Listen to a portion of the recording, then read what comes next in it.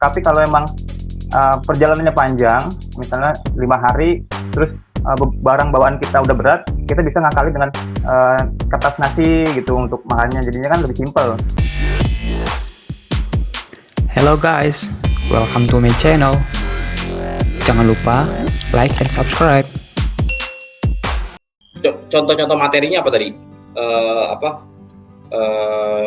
Tenda Yang terus yang paling dasar pertama simpul. Mereka harus tahu ikatan-ikatan simpul yang harus dia pakai ketika di alam.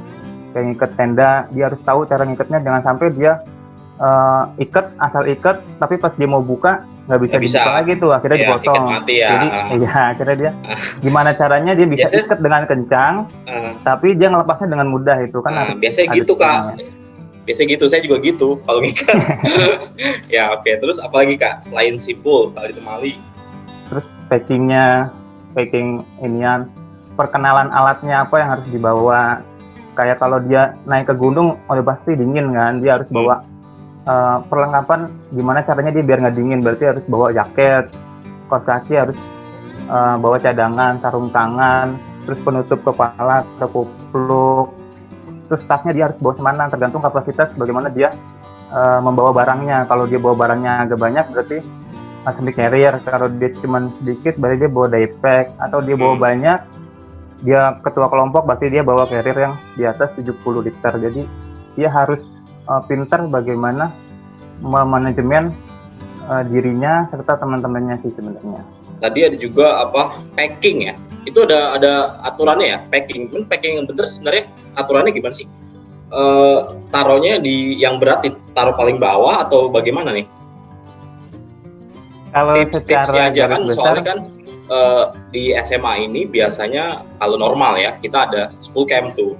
Nah itu kan perlu juga tuh, kalau kita packingnya itu packing yang bener itu sebenarnya seperti apa? Gitu. Iya Kakak Risma, karena kita kalau berangkat ke perkemahan ke gunung itu pasti ada yang nanya, kita bawa koper atau bawa keril gitu. Nah itu keril yang gimana sih gitu. Nah itu nggak tahu tuh. Bawahnya bawa seperti apa gitu, kayak gitu. Makanya packingnya yang bener itu yang seperti apa sih? Oke. Tapi sebelum packing juga, kayak yang Pak Ramli bilang, bawa koper apa bawa apa. Sebenarnya yang pertama yang harus dipikirin itu adalah tasnya. Tasnya itu nyaman apa enggak buat kita. Kalau emang pertama tas itu nggak nyaman, kita kegiatan di alam bisa berjalan 5 jam sampai 8 jam. Kalau tasnya aja kita udah nenteng-nenteng atau kita bahunya sudah nggak enak busa-busanya, ya itu akan membebani kita ketika di alam. Jadi kita harus pintar-pintar memilih tas juga. Terus jadi yang benar backpack ya, bukan tas pinggang samping aja ya. Yang penting selempang ya, yang penting backpack ya. Iya.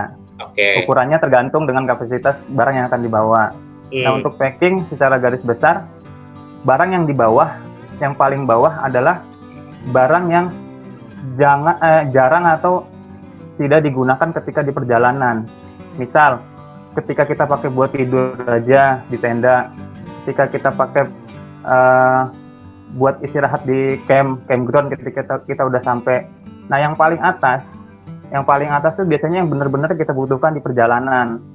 Makanan ringan kita, terus ponco atau jas hujan kita, itu benar-benar kita butuhkan. Jadi jangan sampai ponconya di paling bawah, ketika hujan turun, nah kita sibuk nih ngeluarin semuanya. Semua. Hujan udah turun, ponconya belum keambil, barang-barang semua yang kita keluarin karena hujan, jadinya basah. Kita bukan malah senang-senang di alam, bukan nikmatin alam, malah kita gerutu di alam jadinya. Iya, malah meriang ya, kena hujan. Malah meriang. Gitu. Iya, jadi yang dipakai ini bagus nih buat teman-teman nanti kalau kita school camp. Jadi yang di bawah itu alat atau barang yang dipakai nanti kalau kita sudah sampai di tempat kita mau camping ya. Iya. Dan yang di paling atas itu yang paling sering digunakan, seperti ponco yang kalau urgent ya, sama makanan-makanan kecil gitu. Makan ringan di perjalanan buat cemilan. Oke, itu untuk camping, packing. Kemudian materi apa lagi Kak yang biasanya disampaikan sebagai basic skills untuk sebelum masuk ke alam? Masak kan, karena kan nggak pakai kompor yang ini kan, pakai kompor portable yang pakai gas portable. Mereka harus tahu gimana kendalanya ketika apinya nggak nyala, ketika CTK-nya nggak nyala, dia harus diapain. Nah itu kan mereka harus tahu juga masang gasnya itu harus benar-benar tepat, jangan sampai pernah kejadian masang gasnya agak kendor, terus ininya ngowos, akhirnya apinya keluar dari gas sama kompor itu. Itu kan malah membahayakan kita sendiri. Jadi sebelum dibawa dites dulu lah ya. Dites dulu juga ya. Iya, karena kebanyakan gitu nih Kak, kita camping main bawa aja sampai sana kita nggak tahu mau makainya gimana. Akhirnya tanya gurunya gitu. Iya kalau gurunya tahu gitu kan ya. Ya tadi itu peralatan masak itu penting. Peralatan masak itu minimal yang dibawa apa sih? Piring. Misalnya kita camping 3 hari, piringnya 6 atau gelasnya 3 atau apa nih? Kira-kira yang main peralatannya itu apa aja? Misalnya peralatan untuk masak. Pertama ya kita kompornya, terus gasnya harus benar-benar siap. Terus kita mau di sana tuh mau apa, berapa lama? Misalnya kita 2 hari 1 malam, berarti kita cukup bawa 1 piring 1 gelas. Jadi kita kalau memang memungkinkan di sana ada tempat airnya mencukupi, kita bisa cuci dengan air di sana. Jadinya kita nggak usah bawa 5 piring, piringnya kotor semua. Akhirnya kita repot sendiri, bawa masuknya juga, bawa pulangnya juga kotor semua. Jadi mending bawa 1, terus kita cari sumber air, kita bersihkan, atau kita bawa tisu basah, tisu kering, kita bersihkan dulu, baru kita ituin dengan air. Akhirnya kita mengurangi beban bawaan yang akan kita bawa. Tapi kalau emang perjalanannya panjang, misalnya 5 hari, terus barang bawaan kita udah berat, kita bisa ngakali dengan kertas nasi gitu untuk makannya. Jadinya kan lebih simpel. Jadi nggak usah bawa piring yang gede bentuknya, jadi kita bisa dilipat sampai beberapa lipatan sampai kecil, kita bisa selipkan di nesting tempat wadah masaknya itu. Oke, jadi 1 atau 2 cukup ya, piring, sendok, gelas. Oke, kemudian air nih, terutama kan penting ya.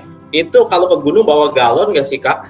Misalnya, ya sekarang kita kalau camping itu bawa galon Kak. Galon camping itu. 3 hari bawa galon satu-satu. Itu gimana? Itu kira-kira kalau di alam itu bawa galon kayak gitu atau ambil air di alam atau bagaimana nih? Kalau perjalanan panjang, bawa galon itu agak meribetkan karena harus ditenteng kan. Tangannya jadi bergerak, akhirnya pergerakan kita jadi nggak leluasa. Akhirnya mikir galon, bukan mikir perjalanannya. Akhirnya siapa yang mau bawa galon, siapa yang selanjutnya bawa galon, akhirnya ganti-gantian. Kalau biasanya saya pribadi bawa air mineral 1,5 liter itu yang botol gede. Nah itu bisa sampai, kalau perjalanan 2 hari 1 malam bisa sampai 3 sampai 4 botol. Kalau di sana nggak ada mata air. Tapi kalau ada mata air, saya bawa 2 botol, saya bisa isi ulang di sana. Emang minum air di gunung nggak apa-apa? Emang nggak banyak kumannya Kak? Nih kalau anak-anak MGS tuh lihat pintu, waduh apaan tuh gitu. Kira-kira aman atau nggak nih Kak?